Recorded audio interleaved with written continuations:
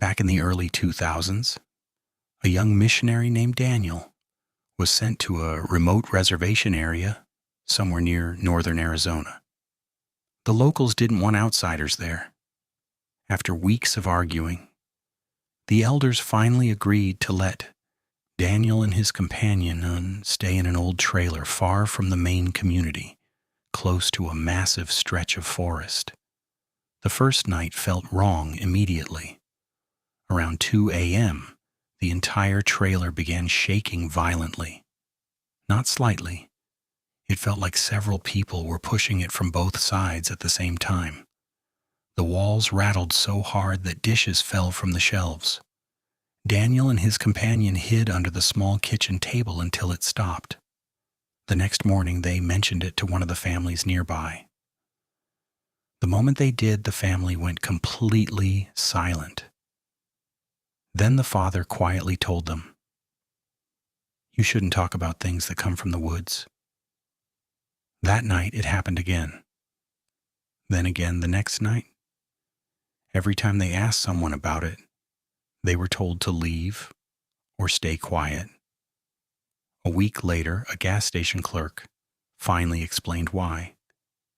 He told them the reservation had stories about creatures that used to be human, things that copied animals, things that watched people at night. Daniel thought it was nonsense meant to scare them away.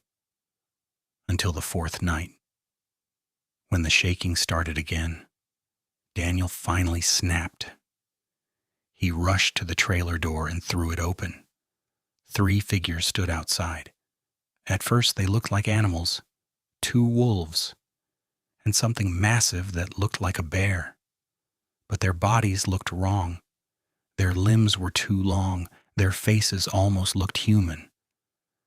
The moment the creatures noticed him staring, they sprinted toward the tree line.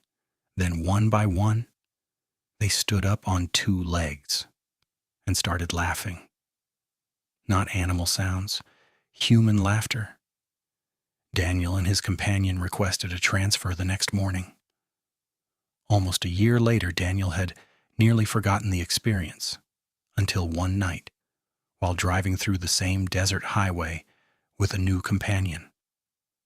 Halfway through the drive, the new missionary begged them to stop so he could use the bathroom. Their driver refused at first, then finally pulled over beside the empty road. The second the door opened, the driver's expression changed.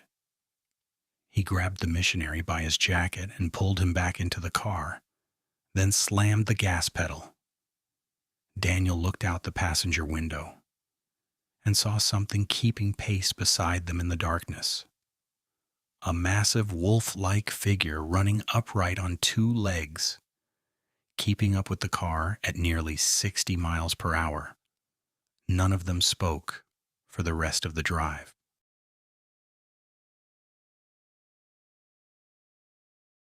People who grow up near isolated farmland always say the same thing. The land remembers things. My sister-in-law lives on an old farm far outside a tiny rural town surrounded by thick woods and empty fields. The nearest neighbor is almost 20 minutes away, and at night the entire place goes silent except for the wind and the sound of insects. But according to her, the silence there never feels normal. A lot of people have died on that property over the years. Old accidents, disappearances, strange stories nobody in town likes talking about for very long. At first I thought she was exaggerating until she told me what happened one winter night. It was close to midnight. She was alone in the farmhouse, sitting in the living room watching television while heavy snow blew outside. The only light came from the TV and the small lamp beside the couch. Then her dog suddenly lifted its head, completely still, not barking, just staring toward the window. Seconds later, she noticed movement outside. Something walked past the living room window. At first, she thought it had to be a person, but the bottom of that window sits nearly 6 feet off the ground. and whatever passed by it had its chest level near the top of the frame, meaning it had to be at least 9 feet tall. She froze. The figure moved slowly across the glass with an unnatural limp, almost like its joints bent wrong. She said its skin looked pale white. Not normal skin. More like something sick.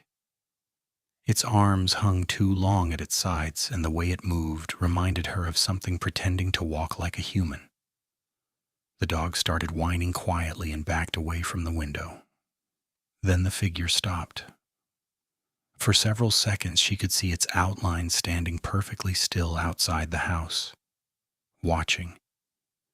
Then it continued walking toward the tree line behind the farm and disappeared into the darkness.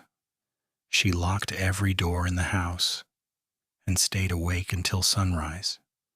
The next morning, she grabbed her brother and went outside to check the area near the window.